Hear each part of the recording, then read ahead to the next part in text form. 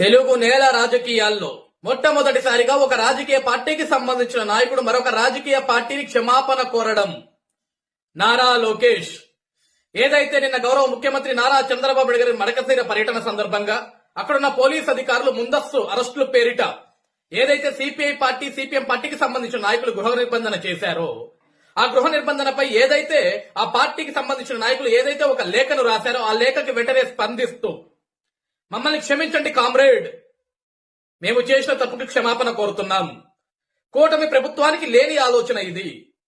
నాటి ప్రభుత్వంలో ఏదైతే పోలీస్ అధికారులు నాటి పరిపాలకుడి కింద పనిచేశారో ఆ వాసన ఇంకా పోనట్లుంది. వాళ్ళందరికీ కూడా మేము కఠినంగా చెప్తాం.